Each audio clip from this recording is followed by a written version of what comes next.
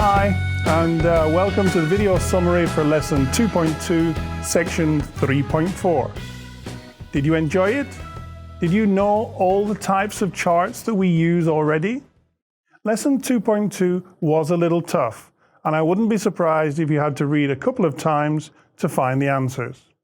Okay, let's go through what you should have found. Now, the main reading 2.1 started with the types of charts that are often used.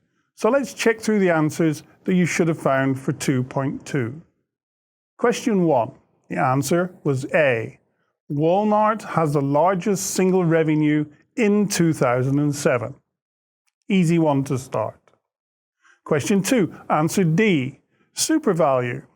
Now, this was hard to see as the chart has omitted the legend from the diagram, which is something that often happens in Excel for the smallest values when there's a lot of data sets. Be very careful here, which is why, in fact, we can look at question 3. The answer is B. The legend has been miffed off the chart, which is why it makes question 2 a little difficult to answer. You can refer back to the table data.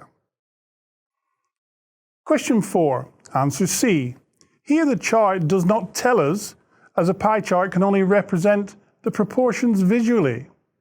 We can, however, simply add the totals given in the table file. Adding together, it comes to 1,736,000,000. A big number. Question 5, answer B. American Apparel has the largest year-on-year, often written as YOY, year-on-year growth at 36%. Question 6, the answer is A. Urban Outfitters has 27% growth between the years 2004 and 2007. On to question 7. Answer A again. From the bar chart, Costco has the smallest growth with just 7%. Question 8. Answer A. To see the average growth, we need to look at the table file, where at the bottom we can see the average is 45.1. Question 9. Answer A. In actual fact, it's not shown. The table file that I gave you was for 2004 to 2007. The question asked between 2004 and 2008, which you don't know. I bet I tricked you here. Always remember, look carefully and RTFQ, read the full question. Question 10, last one for this section, answer B. Here, the first job is to decide which chart to look at. I asked you for the average for the top 100 retailers. So we needed the pie chart data. The second tricky bit was to add them up and then to divide by 100. Earlier, we came up with 1,736,000,000. Divide that by 100 equals 17.36.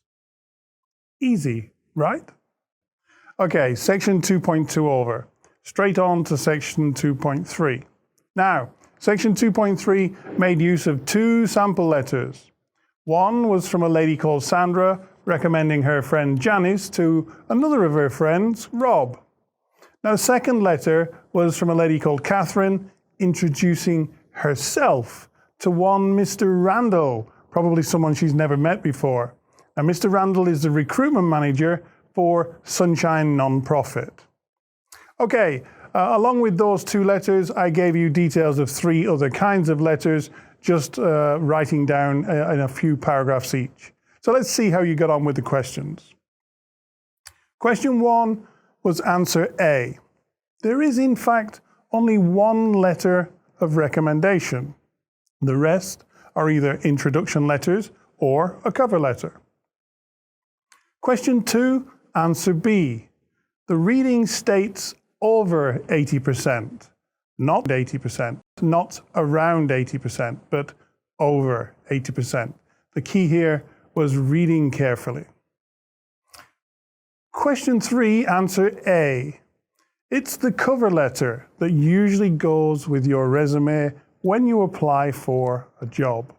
Question 4, answer D. A letter introducing a friend or associate to another friend or associate is your typical type A introduction letter. So in fact, it's none of the above. Question 5, answer C. A straightforward letter of recommendation. Question 6, answer D. Always start your company introduction letter with a bang. 99% of them go directly into the trash can. So it's very important you make an impression in the first 3 seconds that the person starts to read your letter. Question 7, answer D. Remember to sign the bottom of your company introduction letter. So many letters go out, people forget to sign them. Always add the personal touch. Question 8, answer A. Her job is a recruitment associate. A recruitment associate, answer A. Question 9, answer A again. Sandra Smith is introducing Janice Nolan to a Mr. Rob Smith. It's quite easily to get confused. Read carefully. Question 10, answer C. Sandra calls him Rob instead of Robert or even Mr. Smith. This is a very familiar way of talking to someone and definitely suggests a well-established friendship or connection. Okay, section 2, over with. Section 3. Moving on to section 3, 3.1 is a simple words and vocabulary exercise. Now, you should be getting used to these by now, but if you're not, then there's many more to come. Use Google or other search engine to find the meanings of the words. Section 2, well, I was very kind to you this time. It's a little different. No questions, just something to read and think about.